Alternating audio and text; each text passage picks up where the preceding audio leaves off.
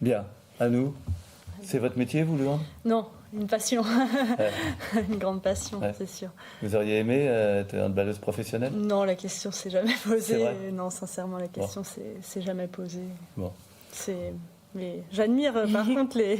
toutes les personnes qui peuvent en vivre, en faire leur métier. Je trouve ça super. beau, Vivre hein. de sa passion, c'est magnifique. Enfin, Ouais. je pense que c'est des belles expériences, effectivement. Le management, Management, entraîneur? entraîneur, pourquoi pas, pour les jeunes, un jour, quand j'arrêterai et que j'aurai passé la tranche d'âge, justement, et pourquoi pas, ça serait avec plaisir. Pouvoir aider pour le club, notamment les jeunes, les faire évoluer, etc. Ça serait intéressant. Bon, on va parler des filles dans un instant. Oui. Pour l'instant, on va s'intéresser aux garçons en honneur. Il y avait un beau derby, Oui, c'est vrai. la SPTT Ardente.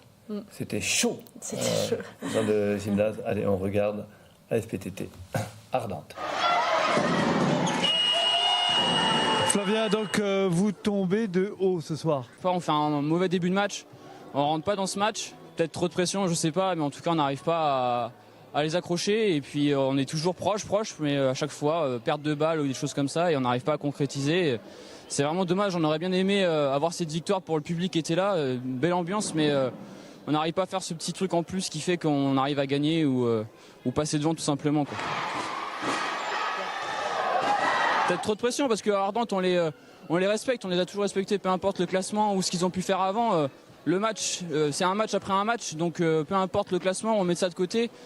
On n'est pas rentré dedans au début, à la fin on le paye cher tout simplement. Donc voilà.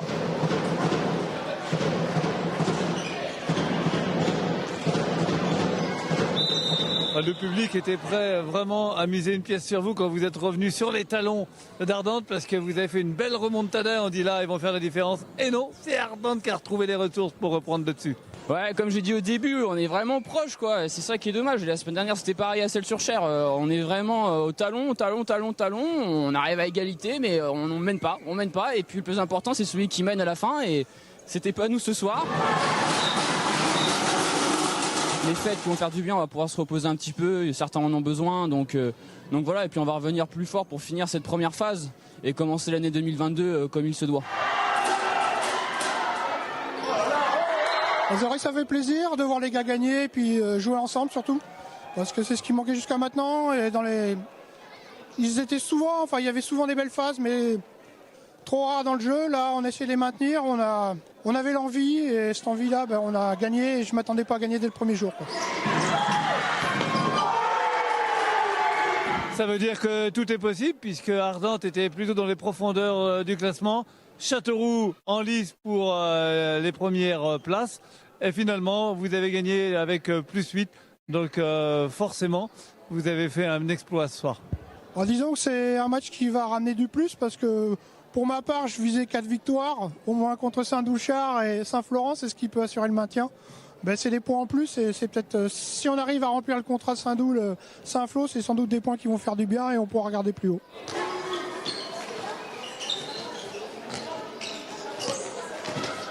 Le plus important, c'est qu'on n'ait aucun regret à la fin de saison, peu importe le résultat. On fera notre jeu et puis on verra à la fin, tout simplement.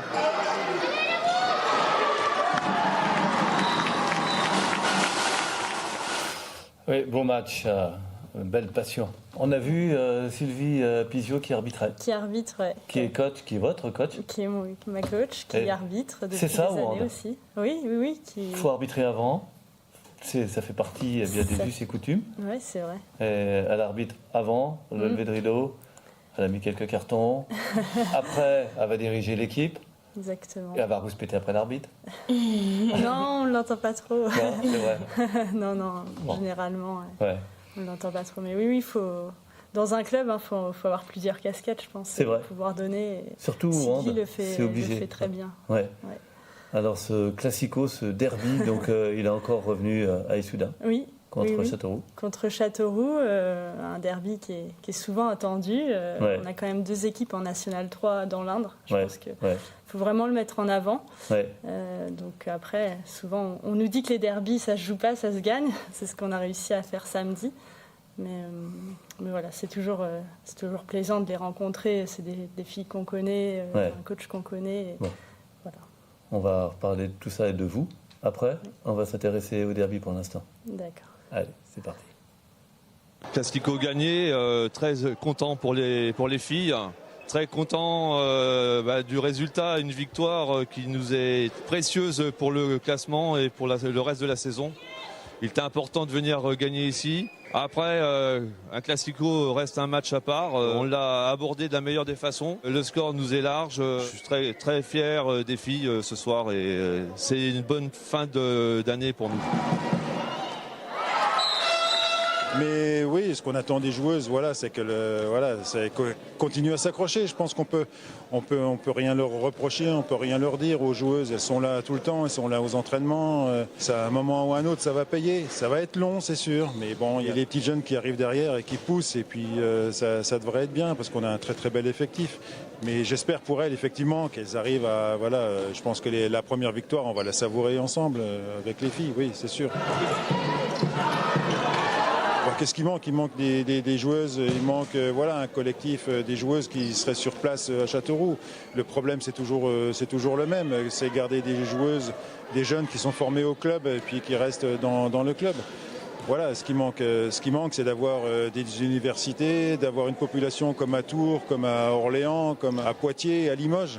Après on va le créer, on travaille avec la ville à ce niveau-là et puis on fait tout aussi pour accueillir le mieux possible les jeunes et puis développer le hand dans l'Indre. Ça, c'est très important. C'est une note positive. On peut aborder 2022 avec un peu plus d'assises sur ce championnat, qui est l'objectif, bien sûr, de le maintien, parce que voilà. C'est la compétition sur le terrain. On a prouvé un petit peu que pour l'instant on était encore légèrement au-dessus. L'écart se réduit, mais on garde encore le leadership.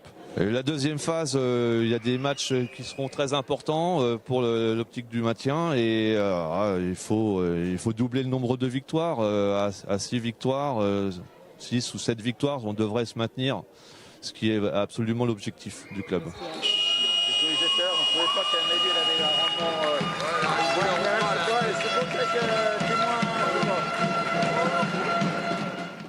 Bien, une bonne option de prise. Oui, une victoire qui fait du bien. Parce qu'on avait enchaîné quelques défaites, on avait besoin d'une victoire là, avant la trêve pour entamer la deuxième phase. Ouais. On va commencer fort en plus en deuxième phase avec Mamers qui est une bonne équipe. Ouais. À domicile. Ils sont devant, hein. Oui, c'est ça, tout à fait. Ouais. Vous serez là normalement. Oui, dans tous les cas, je serai là, soit sur le banc, soit sur le terrain, j'espère sur le terrain. Voilà. Vous avez l'âme d'une meneuse, comme Grasse. D'une meneuse, je sais pas, du moins j'essaie d'être présente et de faire tout ce qu'il faut pour aider l'équipe, peu importe comment, que ce soit sur le terrain à côté, sur des paroles, sur l'échauffement, sur tout ça, j'essaie d'être présente. Ouais. Vous êtes une enfant de l'ACI ? Oui, depuis l'âge de 11 ans, je crois. Ouais. Donc ça fait quelques années. Oui. L'horizon, c'est Issoudun.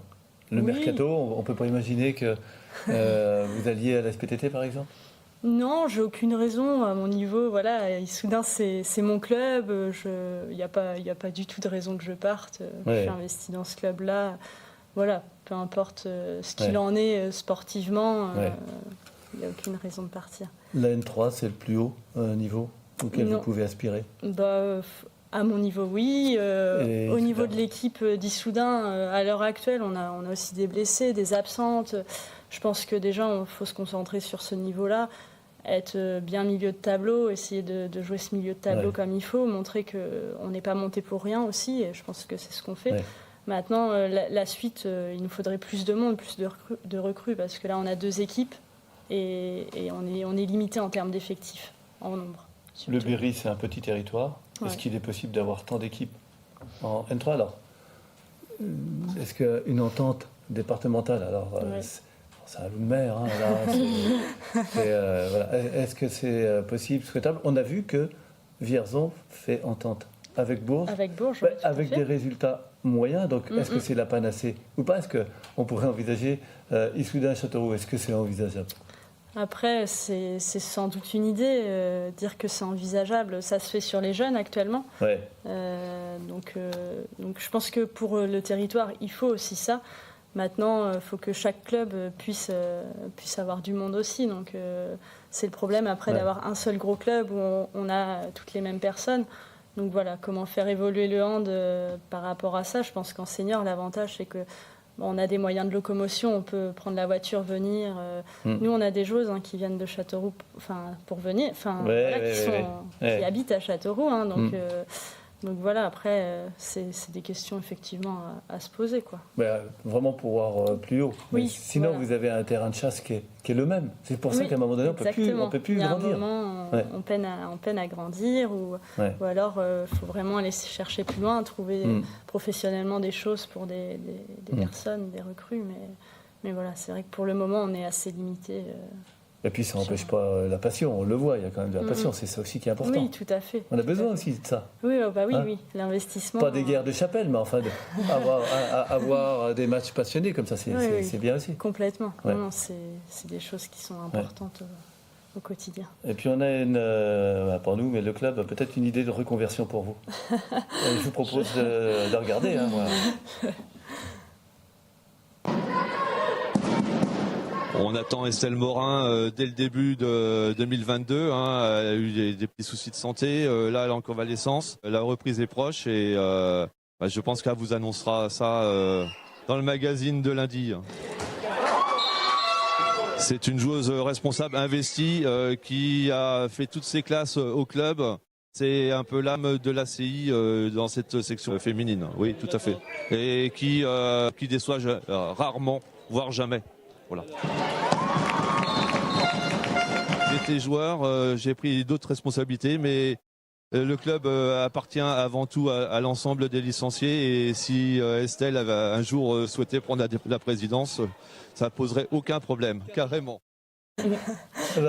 Pourquoi pas? Il y a très peu de présidentes en fait. Oui, c'est vrai. Non, c'est pas dans mes projets forcément là. Immédiat, non. Faut laisser passer la saison. Oui, on a des très bons présidents qui gèrent très bien. Voilà, et puis ça prend énormément de temps. Je le vois pour les trois présidents. Donc voilà, je vais m'investir sportivement déjà. C'est déjà pas mal. C'est déjà bien.